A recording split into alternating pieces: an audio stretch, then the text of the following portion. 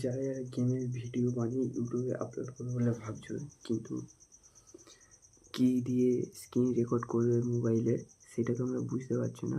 তো তোমাদের জন্য নিয়ে চলে এসেছি নতুন একটা স্ক্রিন রেকর্ডার, ভালো অ্যাপস, ভালো কোয়ালিটি, ভালো সাউন্ড এতে আপলোড করতে পারবে।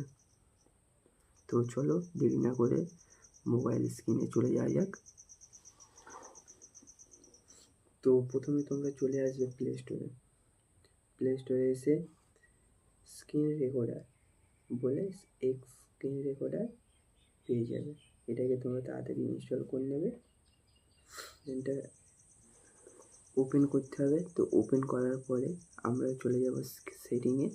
তো সেটিংয়ে যাওয়ার পরে ফার্স্ট আমাদের মাইকের অপশান আছে, তারপরে কোয়ালিটির অপশান আছে।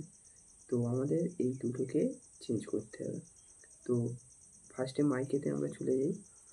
মাইকে গিয়ে আমরা ফার্স্টে দেখতে পাবো যে গেম খেলবে যখন রেকর্ড হবে তখন তোমার শুধু তোমার ভয়েসটাই আসবে, আদার্স কোনো ভয়েস আসবে না, মোবাইলে কোনো ভয়েস আসবে না। তারপরে সেটিংটায় তোমার শুধু মোবাইলের সাউন্ডটা আসবে, বাইরের কোনো সাউন্ড আসবে না। সেকেন্ড অপশানটায় তোমার মোবাইল বাইরে দুটোই সাউন্ড আসবে, আর লাস্টে এটা মিউট আছে। তো তোমাদের মতন তোমরা হচ্ছে এটা যেরকমভাবে তোমরা রেকর্ড করতে চাও সেরকমভাবে অ্যারেঞ্জমেন্ট করে নেবে। তো তারপরেরটা আমরা চলে যাব, গিয়ে দেখবো কোয়ালিটি। তো তোমরা এখানে মোবাইলের হিসাবে মতন তোমরা সেটিং করে নেবে। 1080 আছে, 60 FPS আছে।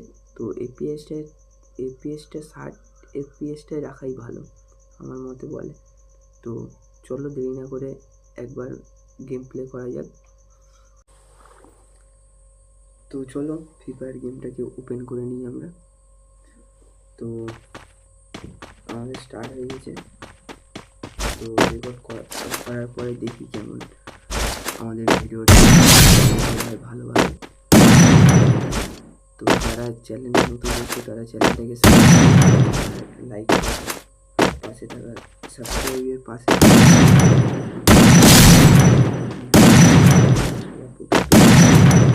Notification start.